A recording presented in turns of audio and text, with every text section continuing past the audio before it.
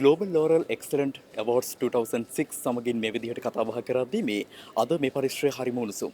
ඒ උණුසුමට හේතුව තමයි මේ ලැබෙන ඇගයීම් වල තියෙන ඒ උණුසුම. ඒ නිසා මේ තවත් සුවිශේෂී චරිතයක් ඉන්නවා සමගින් සම්මානයක් හතේ තියාගෙන අපි අහලා බලමු අද දවසේ ඔබට දැනෙන හැඟීම කොහොමද? ඇත්තටම හරි සතුටුයි. අවුරුදු 20ක කැපවීමක ප්‍රතිඵල තමයි මේ තියෙන්නේ. විශේෂයෙන්ම මම නියෝජනය කරන්නේ ගෝල්ඩන් බිල්ඩර්ස්.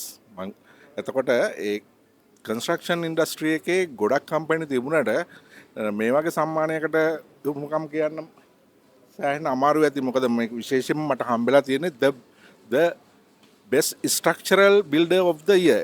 ඒ කියන්නේ අපි බිල්ඩින් එක විශේෂයෙන්ම ඕනම බිල්ඩින් එක ස්ට්‍රක්චරල් එක තමයි හරි වැදගත්. එතකොට ඒකට සම්මානයක් හම්බුනායි කියන්නේ හරි සතුටුයි සහ ඒකට ඔයගොල්ලෝ හරි කැපවීමෙන් ඒක කරලා තියෙනවා. විශේෂයෙන්ම මම මේ වෙලාවේ ස්තුති කරනවා පැනල් බෝඩ් එකට නැත්නම් අපි සිලෙක්ෂන් කමිටි එකට අපේ දේවල් හොයලා බලලා ඒ ටික හරියට චෙක් කරලා බලලා අපිට මේ වගේ සම්මානයක් දීපු ගැන හරි සතුටක් තමයි දැනෙන්නේ.